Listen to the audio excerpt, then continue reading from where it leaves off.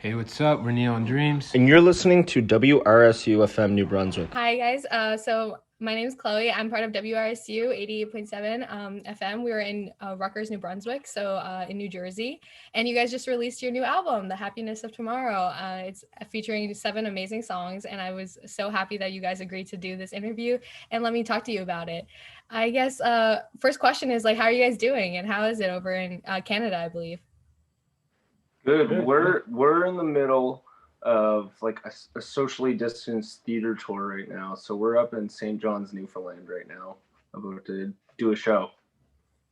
That's so cool. That's awesome. I didn't even know that you guys were able to do shows. So when I saw your live stream of it, you guys were practicing for it, I was blown away. I was like, that's so amazing that you guys get the chance to do a live show. Yeah, so we live in a part of Canada that has basically what's called like the Atlantic bubble, which nobody's really allowed in or out of. So we've had like we're really grateful we're able to do it because we've had like lower cases of COVID here. So we're able to do shows, but socially distanced still, of course. But because our cases had been so low, we're actually able to do a couple of shows. That's so cool. It's the Atlantic bubble, right? Yeah. Cool. How did you two meet, and like how did you guys come to form this band?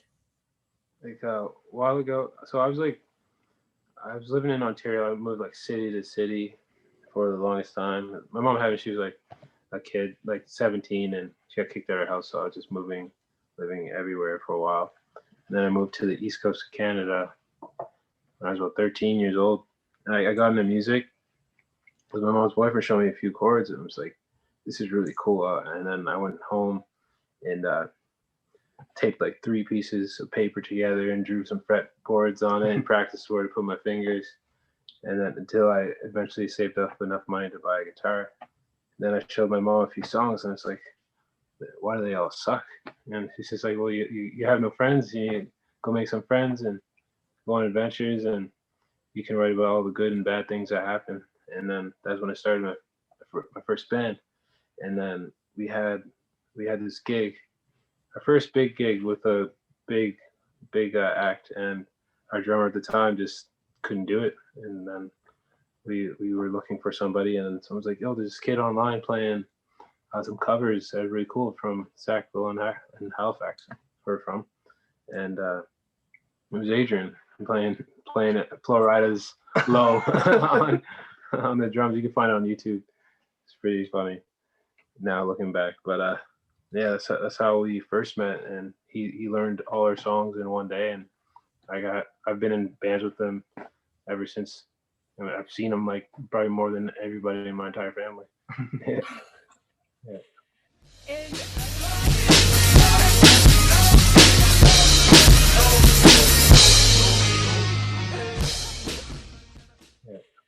And I was wondering, how did you guys come up with the name Neon Dreams? We were playing around with a bunch of different names, and you came up with something like City of Dreams or something. City of Dreams. And then someone said Neon City. There was 4 of us in the band at the time, and one of the other guys said Neon Dreams, and we are like, yeah, okay, cool, that works. Yeah, I didn't like it at first. Yeah, it was a band debate at first, yeah, but it stuck. Yeah, it works. It means a lot more now to me. Mm-hmm. Yeah. So I was wondering, I know that you guys are on like the playlist for like at alt music. So I was wondering like what you guys would consider your own genre to be. I call it alt pop, and the reason I call it that is because all our fans called it that first. So, and I think the people decide what you are really. But we're kind of genreless in a term, and that's why I really like alt pop, because it seems like alt pop is this combination, almost melting pot of a bunch of different genres, especially that are inspired by like early 2000s, because we grew up like in the era of like pop rock and pop punk and hip hop, everything that was going on in the 90s to early 2000s. Like that was our world, and of course we're going to be influenced by it because that's all we heard as kids. Mm-hmm. So, and like our genres, like our genre switch is just like a journey of who we are. Like we went from like we were playing EDM at first, then we went into a bit more like reggae pop, then we were experimenting with other stuff, and now before the EDM we were like a straight up rock band. Mm-hmm. And then now it's like we're slowly combining everything together to one, and I really think it's like the best things. Well, this album's like the best thing we've done that we're super proud of because of that whole journey. Yeah. So for this album, would you guys consider it just kind of like a conglomeration of all these genres?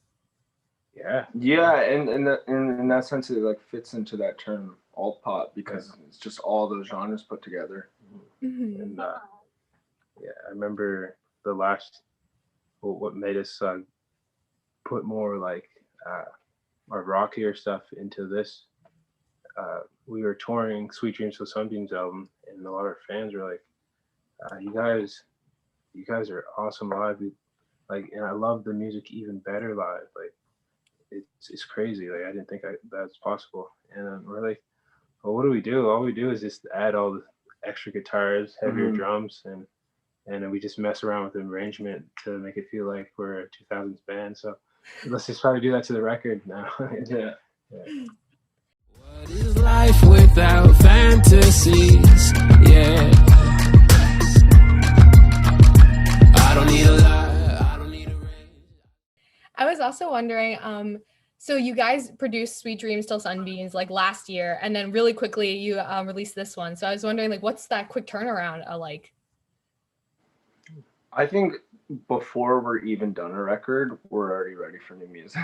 Yeah. Just because a lot of the times, like, some of the music might be done like 6 months before it even comes out in the world hears it. And we're like, okay, we've heard the record, we're happy with it. And like, we've played it out to ourselves enough time that like we live with it. So we're already working on new music ahead of time. So like sometimes we might just turn a new record around quicker than some other people may. I try to get more of who we are out there now too, as well. So realize like music, you need to keep putting out music just to like make everyone feel good, you know. So that's what we're trying to do. Yeah, I definitely think this album is really amazing, and like you said, some of your best work. I was wondering, you guys mentioned, I know in like several other interviews, you guys have mentioned watching like this slew of iconic teen movies before creating this track. I was wondering, like, why would you say that these coming of age stories specifically resonated with you? It's like when I was reflecting over like just isolating and stuff, these movies, like they hit me in a way where I was just like, well, Perks of Being a Wallflower, for example, like it's just like this movie understands exactly who I am. It's like I was watching an alternate reality of who I was just through a screen, and I was like, and my thing is like I want to help people get through the day. Like that's what we want to do as a band, help people get through life with our music. And like 10 years, 20 years from now, they come back and listen to it and remember like great things, you know, that they overcame. And after watching a coming of age movie, I'm just like, we've never really like gave them our coming of age story. So let's just dive back into our world and then like share some things. And you know, if people relate to it, it's going to help them get through what they're going through right now. Because I guarantee everybody in their teenage years right now are going through a whole world of things, whole mess of emotions, and we just want to give them like our story so they can feel like somebody understands. Yeah, and did that have any kind of like influence on why you guys decided to name it The Happiness of Tomorrow? Yeah, well, like if you've seen these coming of age movies that I like, it's almost like it takes place in one whole day, and it's just like it's start to finish. It's like it starts like end of school to this party to this huge like overcoming something or like epiphany of life. And in my coming of age story, I actually heard, I was at a party. I was just this really quiet person and hanging out with a bunch of my friends, but I found somebody else that was just as quiet as me that I could talk to, because it's easy for me to talk to other shy people. But and we started going on about like how hangovers suck, and it was the first time my mind was blown. I was talking to a girl and she was just like, you know, hangovers are just like borrowing from the happiness of tomorrow. And I was like, oh, that's crazy. And, like it blew my mind. I was like, that's nuts. And then like from there, like I remember that moment because that's when I started thinking bigger. That's when I started thinking about the world differently with all these like weird little sayings and trying to like, I don't know, like to just understand who I am. And from that moment, like I just never would forget it. And I'd use that quote that at other parties to tell other people, and they'd be like, "Holy crap, that's amazing." But yeah, that's why I called it The Happiness of Tomorrow, because that was my coming of age story, that moment, you know. Yeah. People make me insecure. These nights don't feel the same no more. Don't even know what I've been looking for, but I can go find it at a house party. Yeah. I was also wondering, I know in your bio on your site, you guys were mentioning kind of like, I know Frank, you had insomnia at one point. I was wondering, like, does that also reflect in this album, how like you kind of overcame that? Not in this one. In Sweet Dreams, the Sunbeams, it's more so like talking, just giving people the stories I realized I could just share after I overcame a lot of things that were traumatizing to me. But I never really spoke about how I got over that yet. So maybe you just gave me a new idea. So, yeah. That's really cool though. I know like on your bio, it's like really informative. So I was like wondering like if like that really had any experience on your album and like kind of reflected on your album. But yeah, I was also wondering, like, I know there's so many events happening around the world about race and like the culture around race. And I was wondering, like, did that have any influence on your album as well? Oh, with this album was just like strictly teenage years, and helping people get through that moment. But yeah, we'll be writing all kinds of stuff about everything. And like you Yeah. spoke about it a bit on like Yeah. Sweet Dreams, like and We Were Kings, Yeah. like people like maybe treated you differently when you're younger and Yeah. stuff like that. I mean, you have your own experiences of it. I have my own experiences being Indigenous. It's just something that we haven't really like dove into, but with all like the discussion going on in the world right now, I don't know if it like it makes it easier and more open, and like it might be something we cross in the future. Yeah. More. And yeah, like I said, like in Sweet Dreams, I just tell my story. Really, I never really like just nail a topic. It's just tell what's going on in my life and what's happened. You can hear it. We Were Kings. And, yeah, Sweet Dreams or Sunbeams. Yeah, so I was wondering also for your music making process, what's that like, and like how does it work on collaborating with one another? I mean, it's different every time. Every Yeah. time we work on something, it's completely different. So you're going fishing every time. Like even on this album, there's like I can think of one song that just started with like a guitar riff, and you just started singing over it. Yeah. Or like another one was like a beat that we had started that we just brought into the studio collaborating with someone else. Like, and then sometimes you just get like a download of information in your head, and you're like, I gotta get this out of my head right now. This is really cool. And other times I'm just thinking about how people are feeling, like especially like after tour, and you get to like have meet and greets, and you hear fans talking about what they're going through. Like I get inspired from that, because I'm just like, well, I went through that too. If they're going through that and I did too, I can write about that and maybe help them get through that. Yeah. And I know, Adrian, you're usually on the drums. I was wondering, like, are you both usually doing the instrumentation behind your songs, or do you guys like involve other people? we definitely involve other people, but like on the records, we kind of play everything. Like I play guitar on some of it, he played guitar on some of it.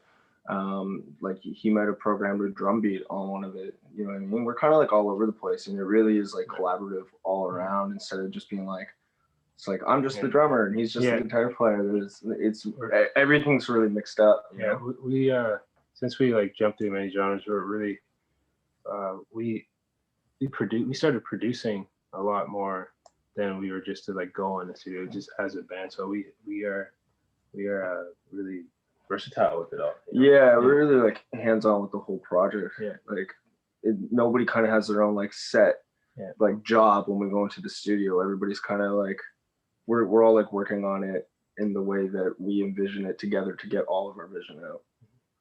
Yeah. So you guys, I was wondering, what is your favorite song on the album and why? Yeah,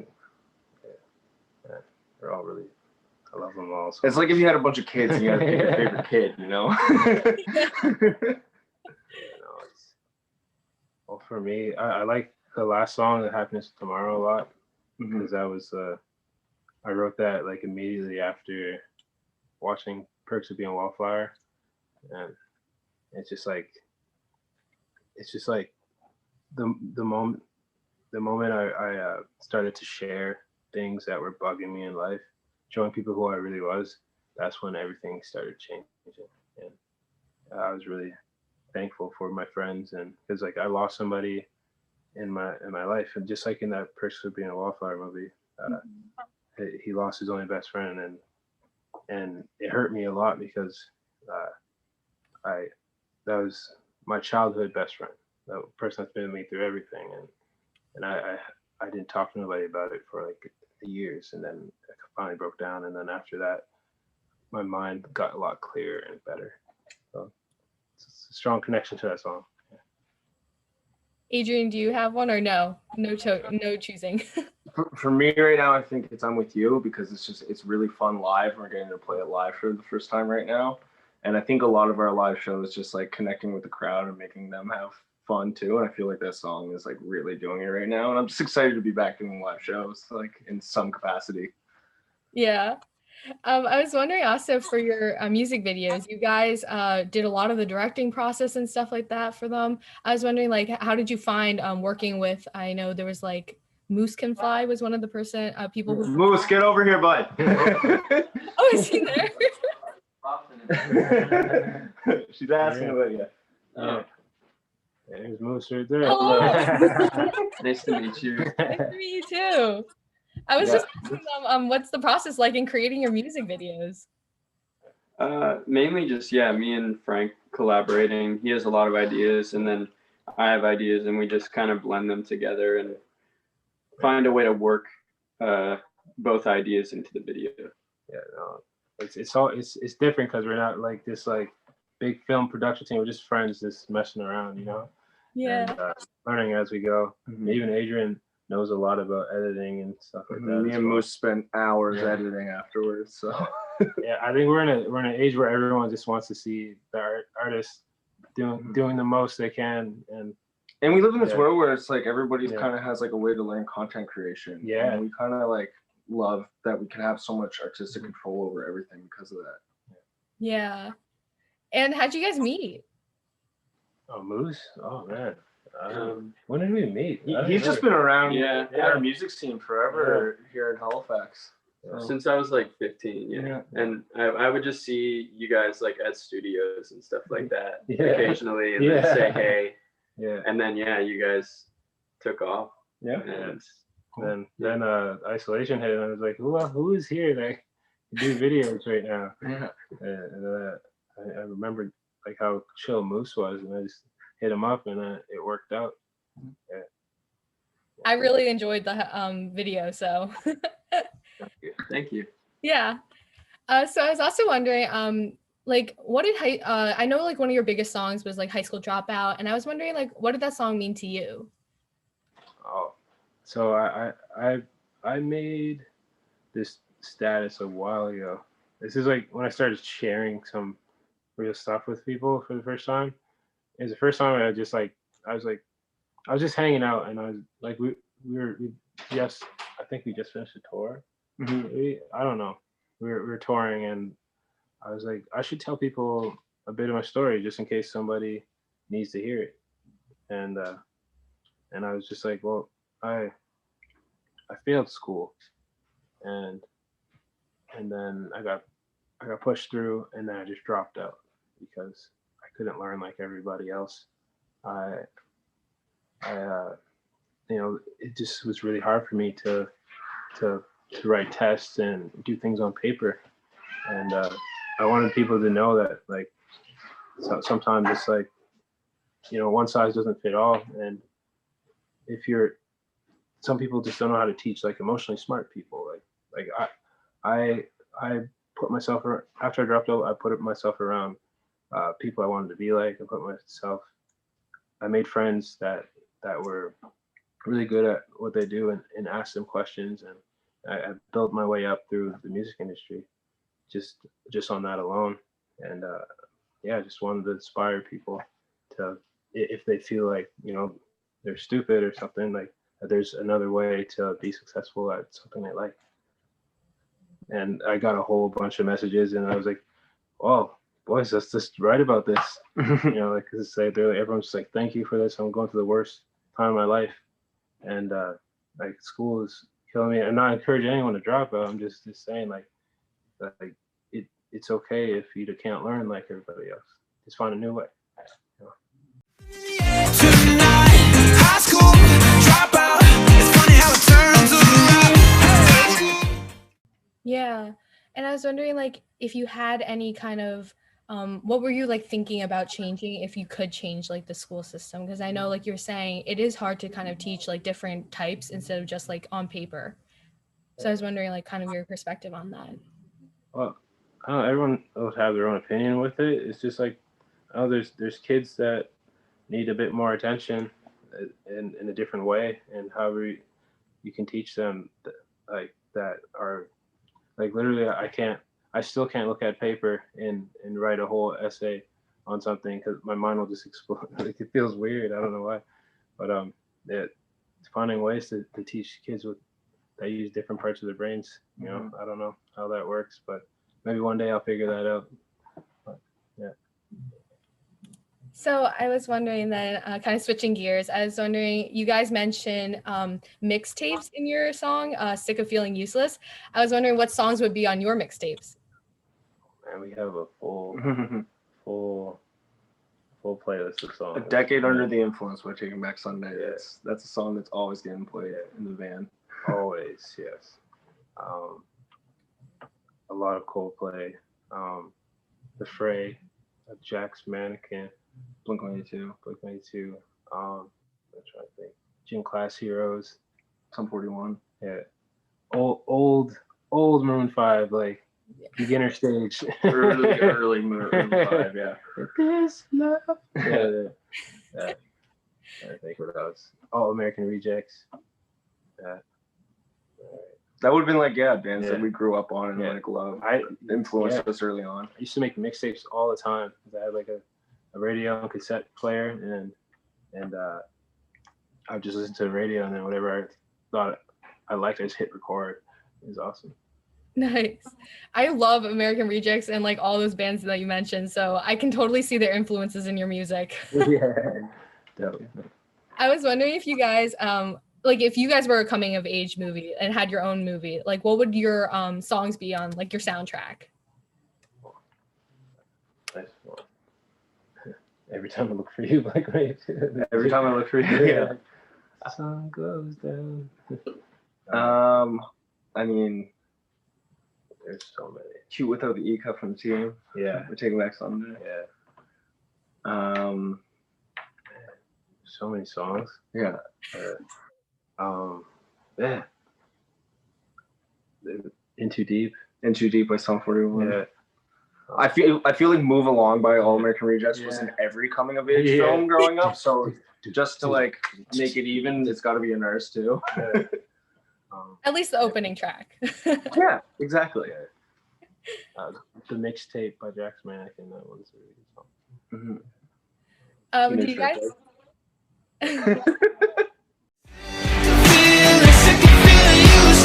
Do you remember that old school mixtape? We put it on to forget our mistake. So I was wondering, like, do you guys also have like really great like you kind of mentioned it, I guess, but like, do you have like different musical inspirations for your like pop tracks, your reggae tracks, your like EDM tracks? I feel like you know how like people say like it's just a phase. I feel like a lot of the influences for those genres were like kind of a phase, and we almost go back to the original music that we loved growing up. Mm-hmm. Yeah, it's weird. They all have like different. Those songs all have different lives, like different types of influences, but it's still the core of who we are. Even if the drum, it's just like if you listen, Marching Bands is reggae. It has like these reggae drums, these chords. So if you take the layer of the drums away, right, and you switch the drums to like pop punk drums, it's gonna sound like a pop punk song. Like so the core of us is still there. It's just like we strip out things that make it a bit different. And so because like the melodies is like a pop punk melody in that song, and the chords are pop punk chords, like the same chords that Blink-182 always use. Like it's so it's just fun, just like how we do that stuff. Yeah, so I know you guys mentioned this. You just started touring. I was wondering, like, how you been feeling with the tour? It's been really good. I mean, it's blown away my expectations for sure. Because we just didn't know what to think going into it because it's been so long, and just getting back on stage has been like amazing. It's been almost like therapeutic just because it's been so long. Do you guys have like a certain concept for your like stage that you have set up? We have like a lighting thing that we've built, and it's like a combination of our logo and like all pre-programmed and designed like the lighting show, and that I'll work with whoever's doing the lighting that night. But it's very like based off of like colors and moods of the songs. That Frank will give me a list of colors and moods of the songs, and then we try to match our lighting to like those colors and moods. Yeah, it's so awesome. And I know that I saw on the live stream that Frank, you were playing the ukulele. I was wondering, like, do you have a preference between ukulele or guitar, and like, is it different? I like the ukulele the most. Yeah. No, it's a fun instrument. It sounds really happy the whole time you're playing it. So, Yeah. I actually tried to pick up the ukulele over quarantine. I'm not doing so hot right now, but you need like 2 weeks solid practice, you'll get it. You'll get it. I know it definitely. When I was actually legitimately playing it, it helped. Like it was really good practice. But now that I've kind of gotten not into the swing of things, it's not as great. So I was wondering, do you guys have any future work that you're planning already and like kind of looking forward to? We're pretty much ready to start writing as soon as we're done this tour. Like we're ready to get back into writing for whatever the next project is. I know we have some ideas tossed around, so yeah. That's great. Yeah. And I think we'll have like 1 or 2 more videos off the album for songs on the album. Yeah, definitely. You guys should. They're so like the videos you already had were so amazing. So thank you so much for this interview. I don't know if you guys wanted to mention anything else, but yeah, that's all the questions for me. Oh, thank you very much for having us. Yeah, we're about to go the sound check, get ready for a show. So. Oh, okay. Yeah. No, thank you very much. No, yeah. Anyone that doesn't know us can find us at Neon Dreams everywhere. So. Yeah. Unfortunately, you guys are in New Brunswick in California. I mean, in Canada, but we're in New Brunswick in New Jersey. So I thought that was so funny. That's funny. But I hope you guys have a really great tour, and thank you so much for this interview. Hey, thank you so much. All right. Later. Bye.